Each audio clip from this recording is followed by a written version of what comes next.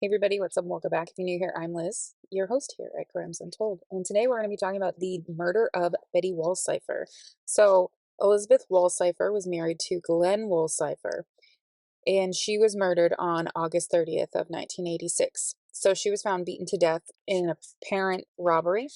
This case would be treated as such until a mistress or maybe two would come forward, one of which her husband would actually reside with during this court case, which is really sad.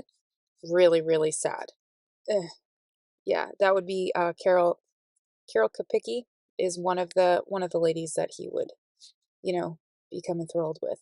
So Glen Wolseifer became the prime suspect in this case, and it's believed that he would stage the crime scene as a robbery to make it look like his wife died under unsuspecting circumstances during said robbery. It is said that their daughter, 5-year-old Danielle, was in another bedroom while he killed his wife. He claimed that somebody, a masked burglar, made their way into the house via a ladder through an upstairs window. So this ladder was propped against the garage, and then this person climbed on the roof of the garage and came in through a window. And after this person came in, he knocked him unconscious, and then he must have killed Betty while he was out. During the investigation that lasted about 3 years prior to them arresting Glenn, he maintained his innocence, and it's during the investigation where they gathered enough evidence in order to arrest him. But he also still maintained his innocence while he was in prison. So this was one of the future factors that an attorney would use for an appeal. During an appeal in July of 2004, well, a denial, that is, he refused to accept any responsibility for the crime and had zero to no remorse for the murder of his wife, Betty.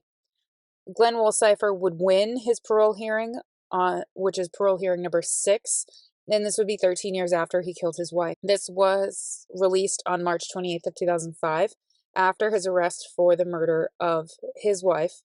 So, just talked about his release, but he was tried and convicted of the murder of his wife back in November of 1990. So he was released in 2005 and he was convicted in 1990. His sentence was 8 to 20 years in prison. He would begin to serve his sentence in June of 1992 after all of his appeals were exhausted. So Betty's family received the certified letter letting them know that Glenn would be paroled, and that they were dreading it and they were extremely disappointed that Glenn would be let out. It's not completely unexpected that he would be released, but he did serve a good portion of his prison sentence while he was in there. There is also speculation as well that he killed his brother Neil, or like his brother Neil has something to do with the death of Betty. Neil committed suicide, and there's a huge, huge speculation that Neil had something to do with this whole thing. And Neil's wife was one of Glenn's strongest supporters, and eventually came to terms that he was guilty after she caught him lying about a relationship with one of his girlfriends that he had, because he had many other relationships. And Betty knew that her husband was having affairs and didn't question it, but she demanded that he give up his Friday nights, which his Friday nights were his going out nights. Yeah, yeah. So this murder took place in Luzerne County. Yeah, Luzerne County, Pennsylvania. And Glen Wolseifer was a very prominent dentist in this area. He had 3 practices in this area. He was that well known. He was this handsome, like dark complexioned 32-year-old man that had the biggest ambitions ever.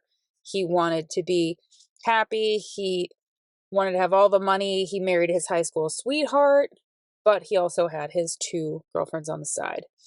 And it was ultimately his cheating that led to the downfall in his life, where he lost everything. Lost absolutely everything. Now, there is I believe it's a book. Let's see. Yeah, Murder at 75 Birch, which is their address. That's a really well written account of this story that is by an author, Piensiak. I think that's how you say his name. And then there's also a movie in the same name as well. So that, my friends, is the murder of Betty Wolseiffer. I hope you guys enjoyed, and I will see you guys tomorrow in my next video.